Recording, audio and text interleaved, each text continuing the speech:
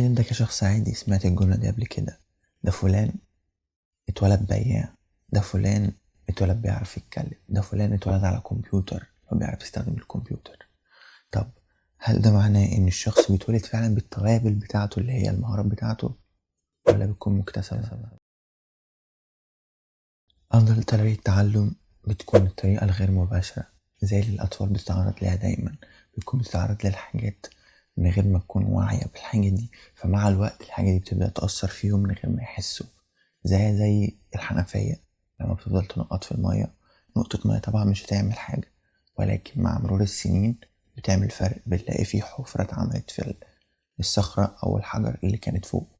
فترة الطفولة بتكون أهم فترة في حياة أي شخص فينا.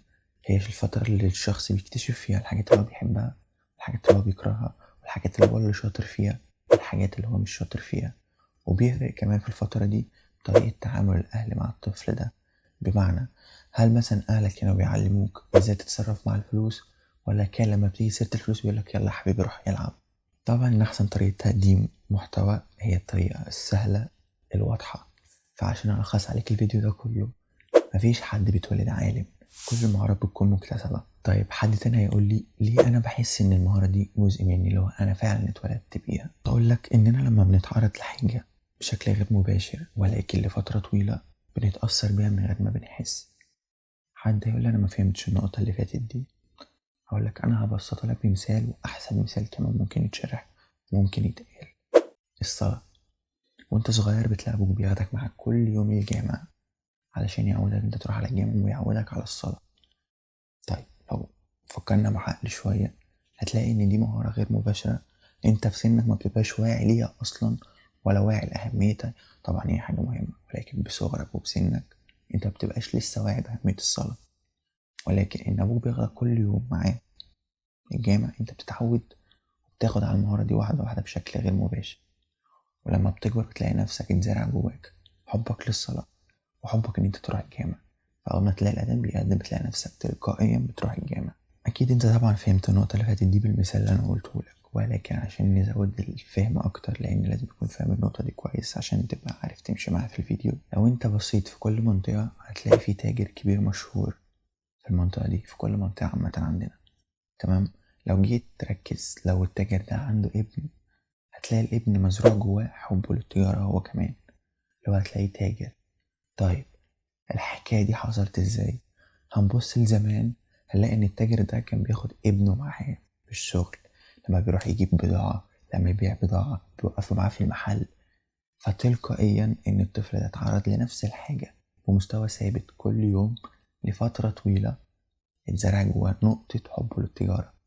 فتلاقي الشخص ده او الطفل ده لما بيكبر بتلاقيه تاجر هو كمان، وبيعرف يبيع ويشتري ويدير تجارة. بس كده يا سيدي أنا كده خلصت الفيديو بتاعي. بهزر.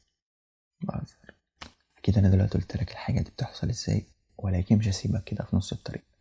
هنمشي خطوة خطوة علشان أشرح لك أكتر وأفهمك كل حاجة بشكل أحسن. زي ما اتفقنا إن كل المهارات بتكون مهارات مكتسبة، ولكن لازم أكون عارف إن أنا هكون شاطر في مهارة ولا اتنين، مش هقدر أكون شاطر في كل المهارات. بمعنى إن أنا ممكن مهارة أكون فيها شاطر قوي، أكون فيها التوب. في مهارة تانية ممكن أكون نص نص. في مهارة تانية ممكن أكون بس عندي فكرة عنها ولكن معرفش أعملها. خلينا نسأل سؤال تاني مهم برضه له علاقة بالفيديو. إيه أفضل فترة أتعلم فيها؟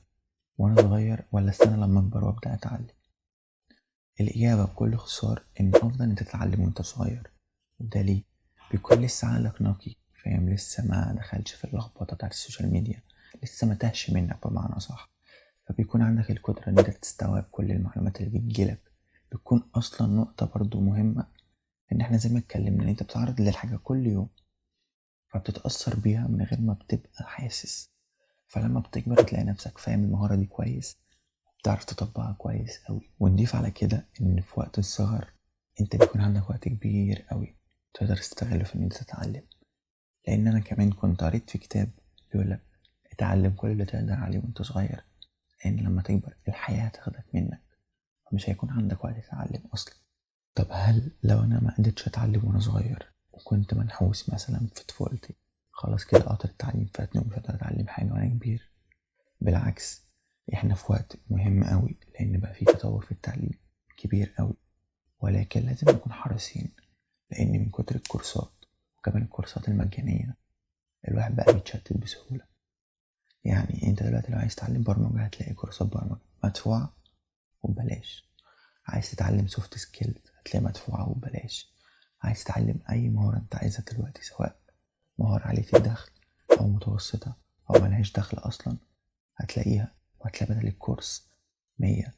وعشان كده بقولك لازم تبقى حريص وانت بتختار الكورس، لأن المحتوى بقى كتير فبقى سهل التشتت.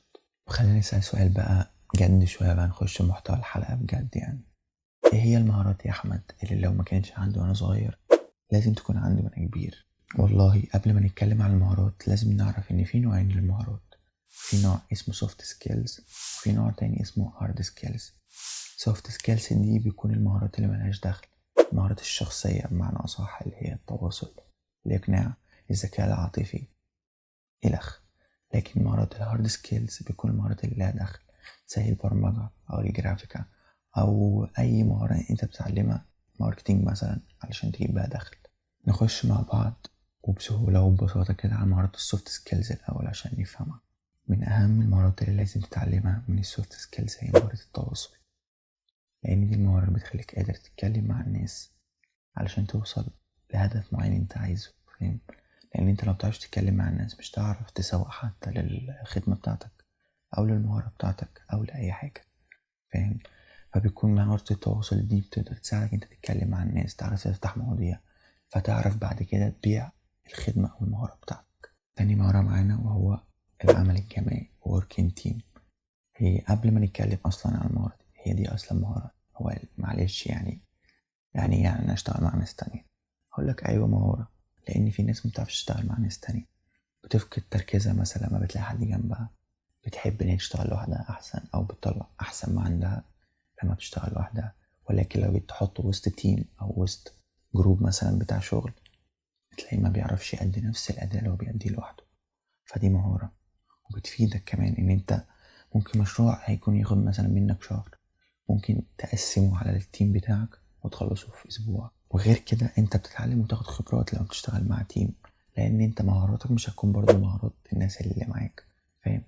فأنت لو قعدت في تيم كويس عنده مهارات، أنت مهاراتك بتكون مهارات بتاعت حاجة معينة، ولكن ممكن واحد تاني معاك في التيم يكون عنده مهارات أحسن منك شوية فتتعلم منه، فتعلى مستوى المهارات بتاعك، فتعلى مستوى المرتب بتاعك، فتعلى مستوى الدخل كمان بتاعك، فاهم؟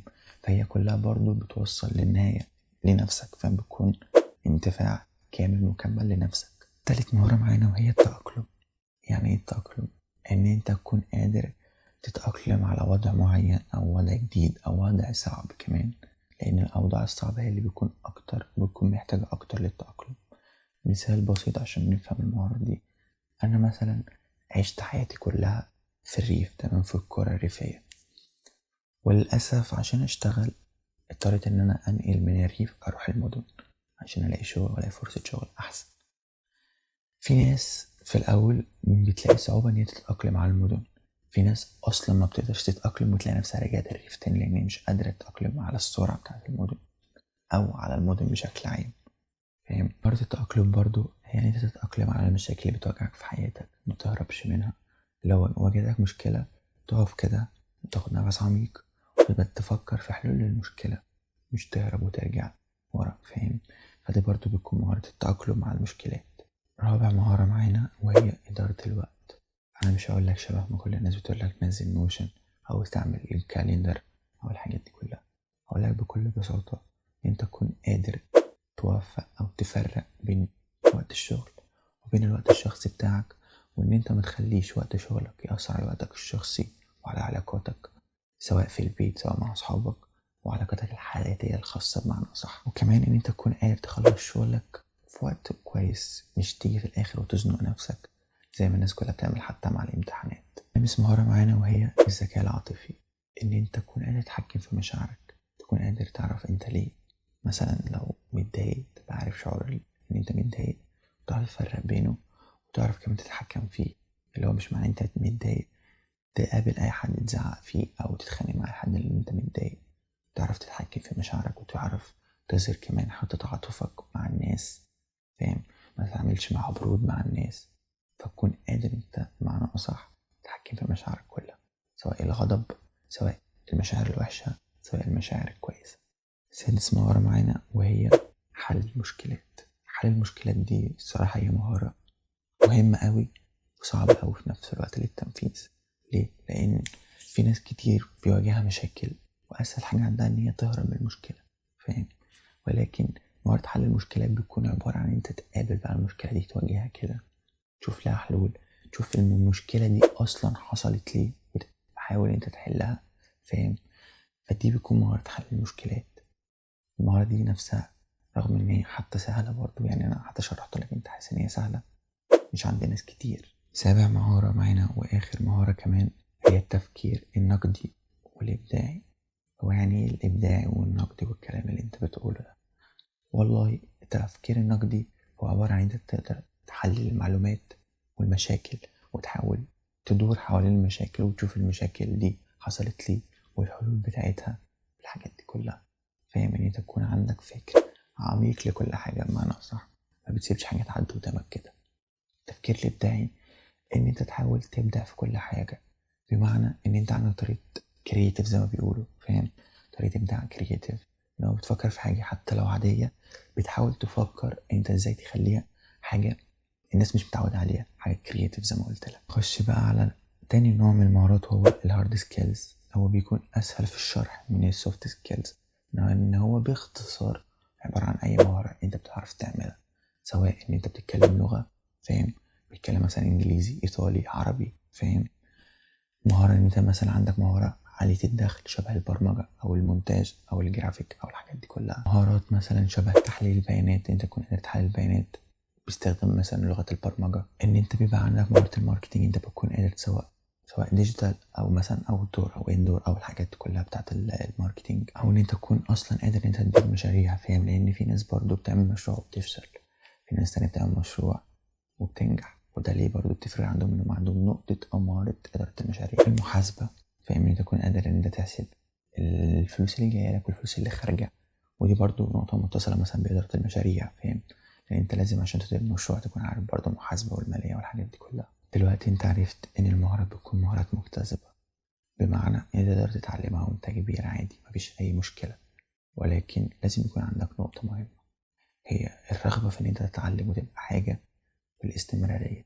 لأن كل الناس طبعا بتحب إن يكون أحسن نسخة من نفسها، ولكن مش كل الناس عندها نقطة الاستمرارية وعندها استعداد إن هي تاخد وقت أو رحلة طويلة إن هي توصل لمهارة في الآخر توصلهم اللي هم عايزينه. أنا كده خلصت الفيديو، يا رب الفيديو يكون عجبكم. سبحان الله وبحمده، سبحان الله العظيم. أشوفكم الفيديو الجاي.